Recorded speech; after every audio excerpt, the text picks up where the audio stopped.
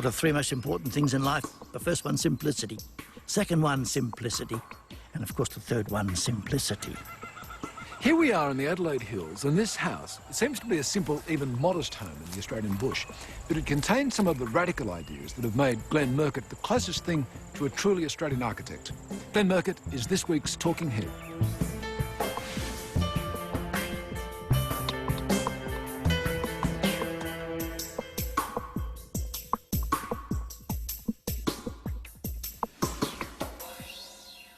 Glenn Murcutt, welcome to Talking Heads. Pleasure. Now, here we are, sitting just outside your brother's house in the Adelaide Hills, and it's just gone through this record heatwave. So how did it stand up? Well, the University of Adelaide have shown that when the temperature's 42 outside, the temperature inside is 25 degrees. And you can open up the whole house at night time, let it cool down, and during the daytime, close down. We have dark walls, but we've shaded them at this time of the year, so the sunlight is keeping off the walls, whereas in wintertime the sunlight hits those walls and radiates the warmth. So it's not that complicated. Now, I might be tempted to call this a style, but you'd object to that, wouldn't you? Well, a style doesn't have any depth of principles behind it. A style, you can do this or do that or do something else. This has nothing to do with that. This is understanding where the orientation is. It's understanding where the cooling winds come from. It understands that you produce the bedroom at the eastern end, because by the time the sun's gone to the western end, it's heating up enormously. The bedroom cools down, and you get verandas on the south, you get verandas on the north, and so you design it so you've got your winter sun penetration and exclusion of your summer sun to the house. And you work this house, and you work most of my buildings like you sail a yacht. You have to work them so that you understand how to get the best out of the climate without having to air condition. Now, I can see that style wasn't quite the word I should have used. If you agreed to take me on as your client, would I need millions of bucks? No, first of all, I'll be taking you in and your partner or any associated person with you. The whole family, would you? The whole family would need to be understood here, so it's not just you. I suppose, but you're a famous architect. I'd be working with your underlings, wouldn't I? No, I have no underlings. I'm a sole practitioner. Well, I'd at least be talking to your secretary, wouldn't I? No secretary. No secretary, no staff. Well, what's your mobile phone number? I don't have one. So I'm sorry, I can't, I'm difficult to get hold of. I know I'm very difficult to get hold of, but those who are really serious about wanting to get hold of me, whether they be here in Adelaide or Sydney or New York, they eventually know how to get hold of me. They're the people you need to know. Let's find out where this odyssey of Glenn Murcutt began. We grew up in the highlands of New Guinea on the upper Wattet River. The lower end of the highlands, a very wild place with huge grasslands of kunai grass, a huge rainforest. We were the only family within about 15 kilometres of where we lived as Europeans. The rest of the people were Papua New Guineans, and they cared for us, they played with us, they taught us pidgin. So pidgin English was my first language. And a gypsy moth would fly only probably 30 metres above the ground and throw out our mail and food as well. Christmas cakes, the lot, came by air. In those forests lived the Kukukuka people. And the Kukukukas were just below 1.5 metres in height. The kunai grass was 1.5 metres. And of course you'd see this little snake-like thing coming down through the grasses, and you knew that was trouble ahead. Terribly frightening time, and it gave me a sense of fear. All my childhood, the evening, the darkness was when it would strike, and that fear lasted a long time. During 1942, we had to get out of New Guinea very fast, and the Japanese had arrived. When I arrived in Sydney, of course, totally different environment. We came from lush environment, racing water, all black people, to this monoculture of white people, where the postman came, not by air, but by foot, with a bag over his shoulder, blowing a whistle. My parents thought that they wouldn't send me to school until I could speak English. So I started school when I was about 8. I grew up in a family of 5 siblings. We had 7 pianos in the house, and in the mornings and evenings, the noise was terrible, and to concentrate was very hard.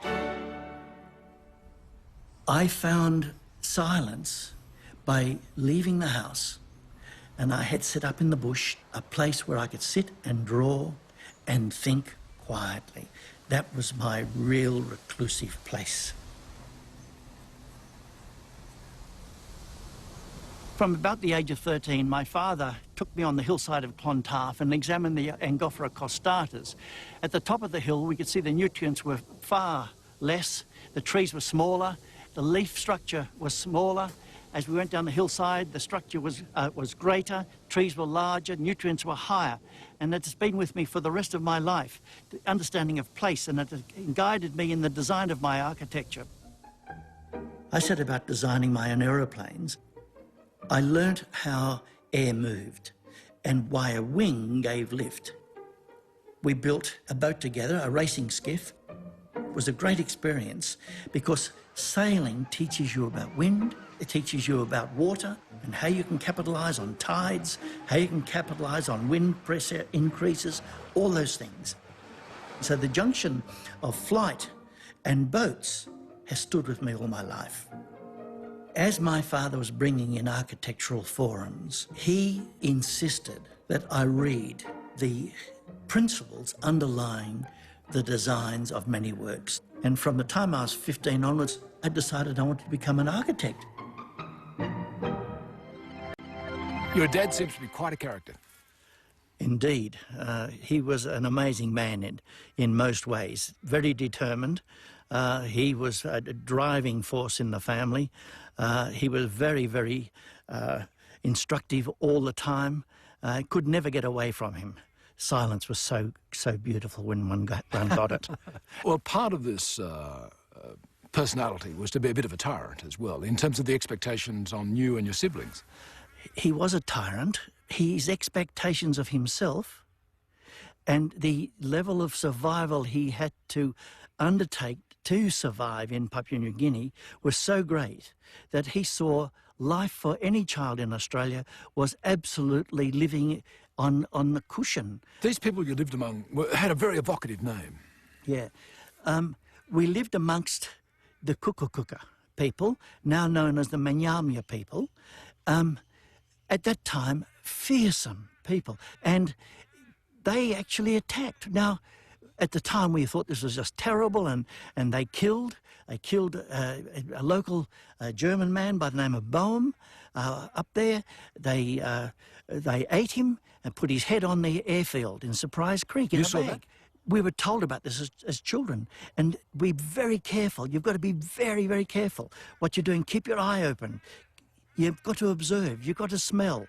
Look, hear, smell. So the senses were very, very acutely developed for almost like in the way an animal's senses are developed for survival. Well, that's what's mucked out your architecture years and years later. That acute sense of the senses. It has had a huge impact. Observation has been my big learning tool, to observe what the sunlight is like, where it's coming from, where it's going to, what angle is it at, what shadow pattern is coming. Look at the trees, look at the way the light separates the elements in the landscape. You somehow decide by the age of 15 that the path you're going to take is architecture. What made that clear to you? My father made it very clear to me.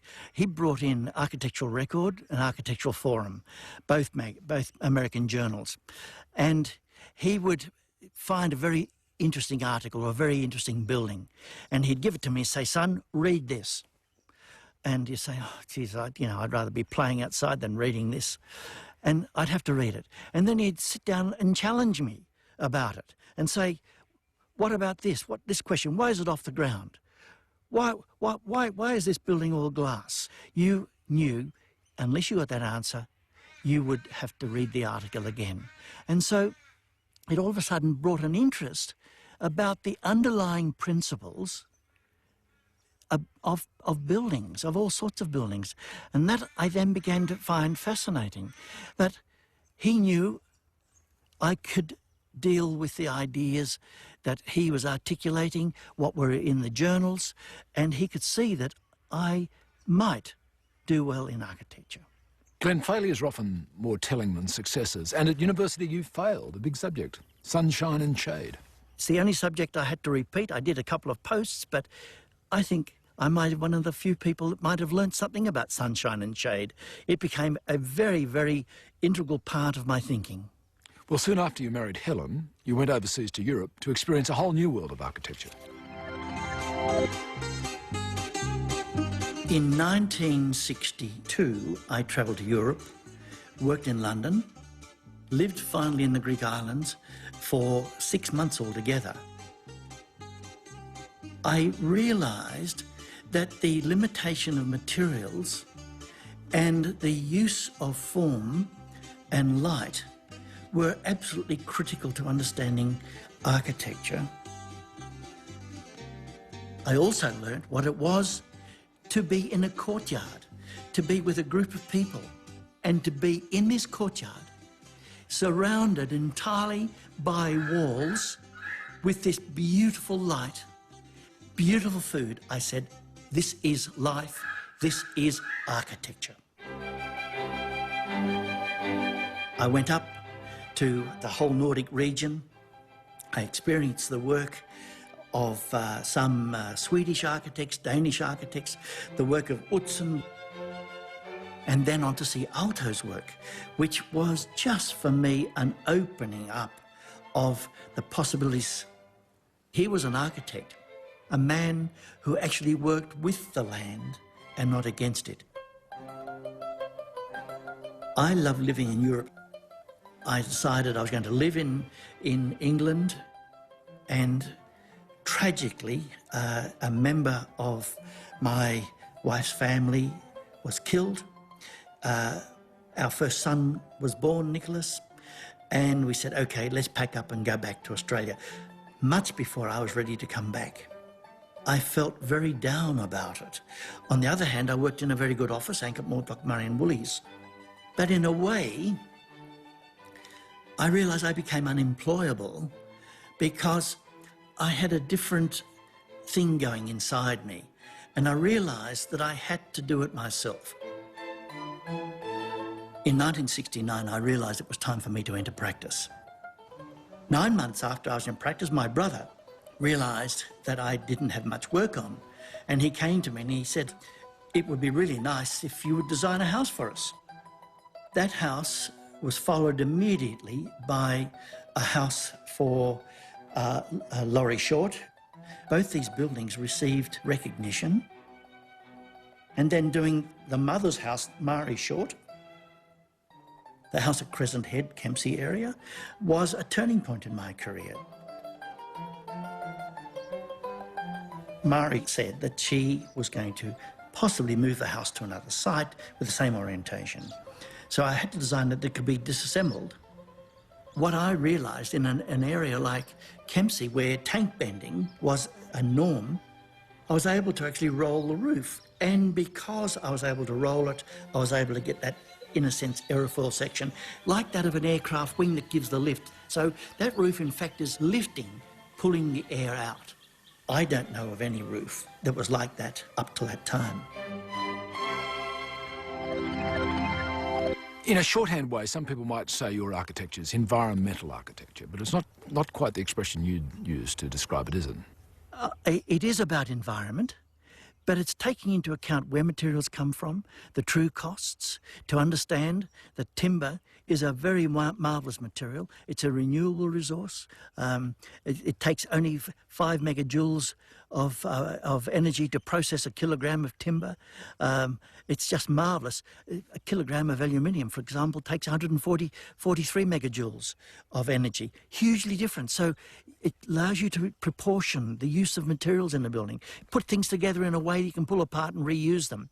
That's a really important area, so we don't have the loss of materials. I've been thinking about that for a long time. You had a trade-off to make, and you made it pretty early on in your career, and that was, would you work with others as part of a team and a partnership, and you did that for a few years, or would you go your own way? And the way you talk, it would have been very difficult for you to actually be yourself in a partnership? I'm headstrong, and yet a lot of people don't realise that. They see a more gentle side often and don't quite realise that when I'm determined, I'm very determined. And if I think something is not reasonable, I'm not prepared to do that. If a council refuses my design that I think is reasonable, has a complete logic to it, I will negotiate as far as I can go, but then it's sudden death.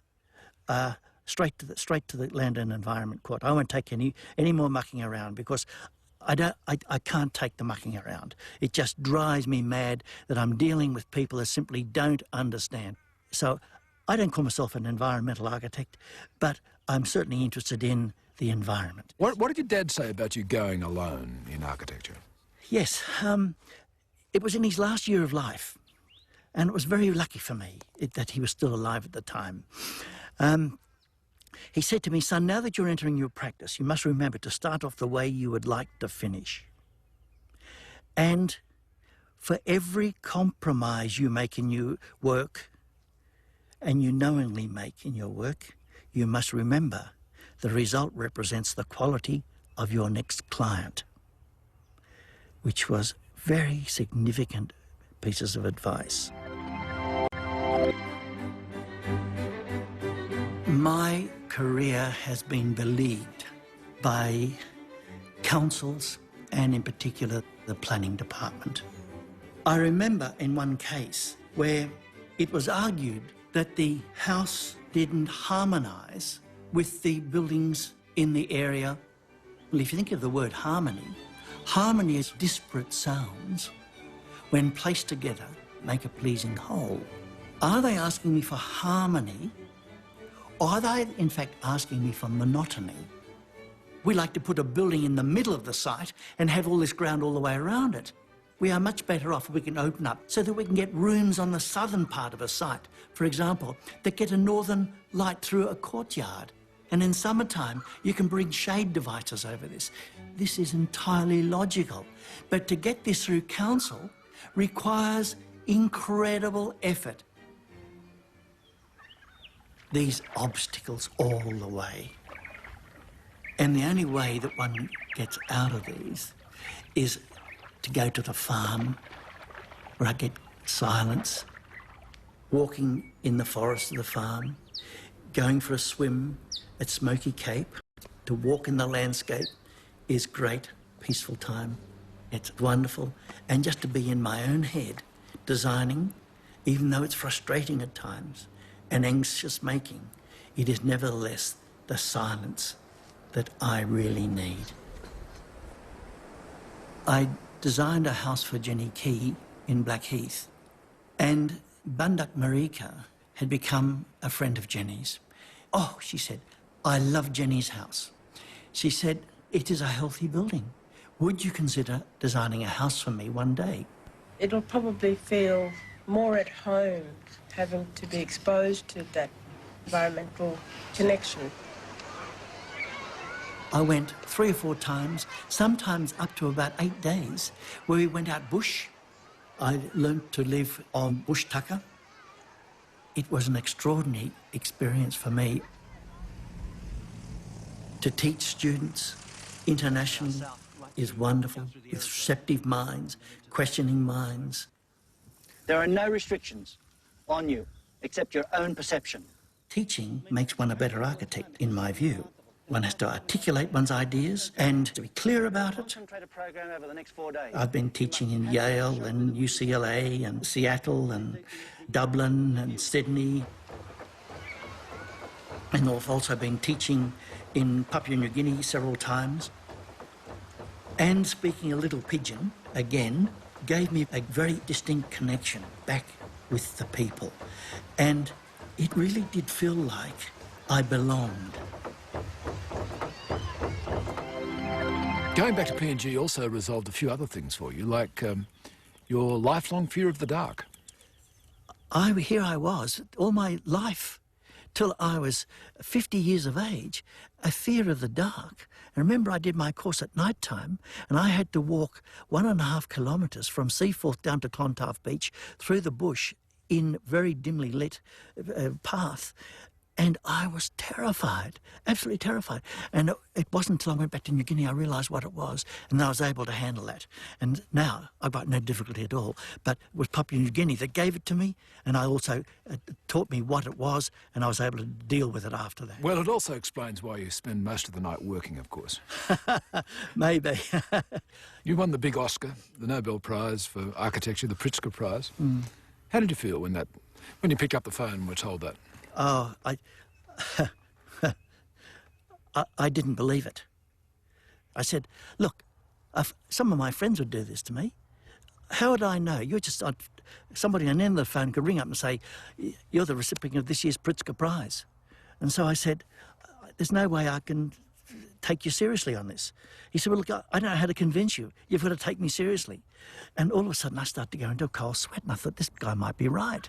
Why was it such a shock? Well, look, I've been practicing for a long time by myself, very quietly, in a sense in backwater, in a way that's remote. I mean, nobody more surprised than me, I'm sure, and probably many architects pretty surprised too. That's all right. There's another architect, a Spanish architect, Jose Antonio Coderc, who was really quite important for you. The Spaniards say he was a very tough man. To me, he was just so gentle. And he said, we got into conversation about all sorts of areas of religion, of what was happening in music today, and architecture was significant, the discussion, of course. And he said to me, he said, I must tell you, I am 62. And with every new building, I am still very nervous. I am very anxious. That was, to me, a total release of my innermost fears, that I saw all around me, all my peers, with the greatest of confidence, designing this work. And I think, Jesus, I'm so nervous about it all. He also said to me, I tell my students, you must put into your work first effort, secondly love, and finally, and I must say very Catholic Spanish, suffering. I feel very comfortable practicing the way I do. I feel very comfortable about not having staff. I find it very difficult to say, I don't think it's good enough, do it better. And I tend to get angry, and I don't like that side of me. So I decided a long time ago that if I'm going to expand at all, I will take on an equal collaboration with those for whom I have enormous respect. Over the years, Wendy Lewin, also an architect, had collaborated on a number of projects with me. It wasn't until the late 90s that we came together, we married, and we continue to run our practices separately. Today, I don't make any models. It's all done through eye-hand thinking and drawing. When I am thinking and I'm drawing by hand, I've arrived at where I was going before I've realised I've arrived. That's not the same with a stencil or computer. It's entirely different. Of course, the Pritzker Prize has had an immense impact on me personally, my life, and the people around me. Just how fortunate can one be? In the first year, of course, you are subjected to literally hundreds and hundreds of phone calls from various agencies wanting to do something, meant that I couldn't get my work done. I'm all the time in anxiety. I mean, that's my life is one of anxiety, anxiety, anxiety. I don't know how to control that. So the Pritzkers made it worse in that sense. But at another level, what a wonderful thing to have happened in one's life. Glenn, in all those years of practice, what's given you most satisfaction? Well, 39 years of practice, I've met so many clients, and all of them, without exception, maybe one or two exceptions, I can say it'd be wonderful to see them again and to be able to know that our friendships have been developed through my being their architect in that process. Thanks for taking us through the contours of your life. It's been great. Thank you, Peter, very much.